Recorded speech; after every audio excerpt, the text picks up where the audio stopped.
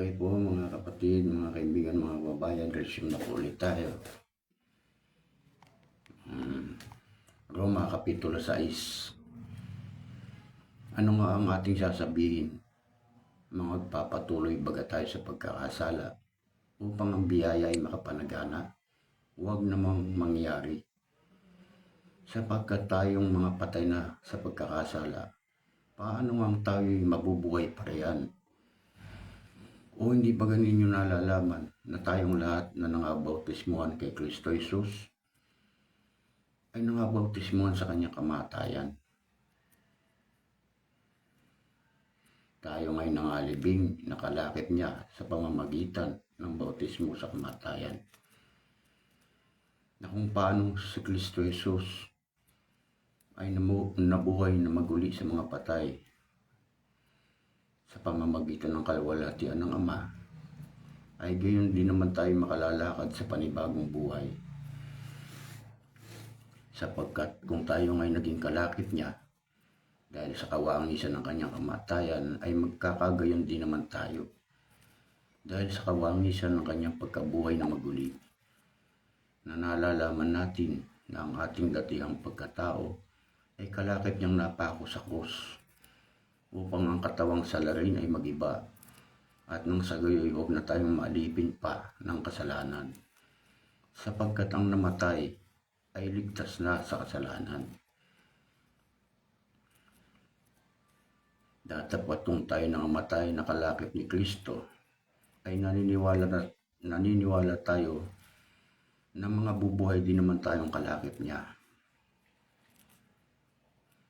na nalalaman natin na si Kristo Jesus na nabuhay na maguli sa mga patay ay hindi na mamamatay.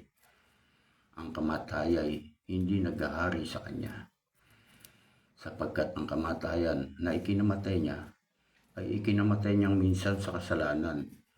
Datapwat ang buhay na ikinabubuhay niya ay kanyang ikinabubuhay sa Diyos. Gayon din naman kayo. Ibinilang ninyong kayo tunay na mga patay na sa kasalanan, datapwat buhay sa Diyos kay Kristo. Huwag nang maghahari ang kasalanan sa inyong katawang may kamatayan, upang kayo magsisunod sa kanyang mga pita. At huwag din naman ninyong ihandog ang inyong mga sangkap sa kasalanan na pinakakasangkapan ng kalikuan, kundi ihandog ninyo ang inyong sarili sa Diyos na tulad sa nangabuhay sa mga patay, at ang inyong mga sangkap na pinakakasangkapan ng katwiran sa Diyos. Sapagkat ng kasalanan ay hindi makapaghahari sa inyo, sapagkat wala kayo sa ilalim ng kautusan, kundi sa ilalim ng biyaya. Ano nga? Magkakasala bagat tayo dahil sa wala tayo sa ilalim ng kautusan, kundi sa ilalim ng biyaya? Huwag nawang mangyari. O hindi ba ninyo nalalaman na kung kanino ninyo inihahandog ang inyong sarili na pinakaalipin upang tumalima, ay kayo'y alipin niya ang inyong tinatalima, maging ng kasalanan sa ikamamatay, maging ng pagtalima sa ikapagiging matuwid. Datapwat salamat sa Diyos na bagamat kayo'y naging mga alipin ng kasalanan, kayo'y naging mga matalimahin sa puso doon sa uri ng aral na pinagbigyan sa inyo. At yamang pinalaya kayo sa kasalanan, kayo'y naging mga alipin ng katwiran. Nagsasalita ako ayon sa kaugalian ng mga tao dahil sa karupukan ng inyong laman.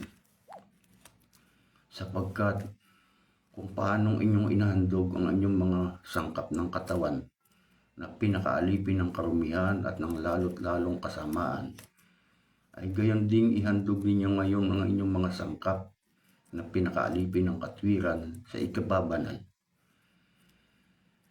Sapagkat nang kayo'y mga alipin ng kasalanan, kayo'y laya tungkol sa katwiran. Ano nga ang ibinungan ninyo sa mga bagay na yaon na ngayon ikinahihiya ninyo? Sapagkat ang wakas ng mga bagay na yaon ay kamatayan.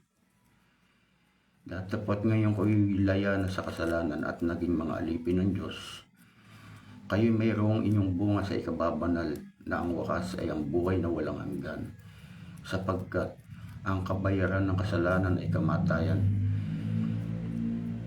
Datapwat ang kaloob na walang bayad ng Diyos ay buhay na walang hanggan kay Kristo Jesus na Panginoon natin. Hanggang dito na lang po muna, at sa susunod, magkita po ulit tayo sa susunod nating live broadcast. Kaya huwag po ninyong kalimutan mag-like, mag-comment at mag-subscribe. Maraming salamat po sa inyo. Bye-bye po.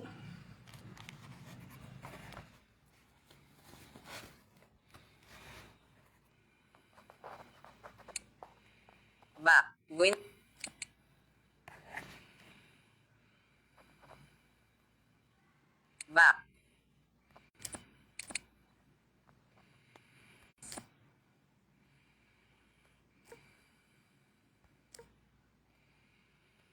Comments will appear here. Window Facebook. Um,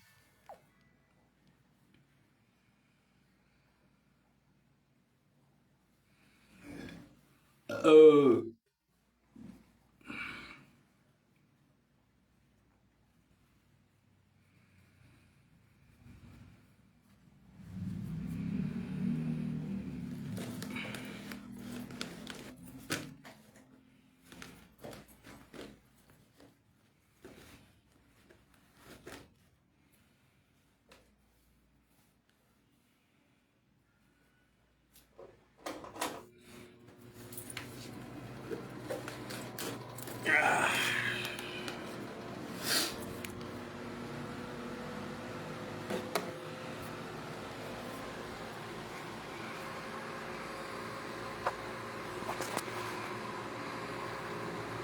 Back. Unlabeled. Slow connection.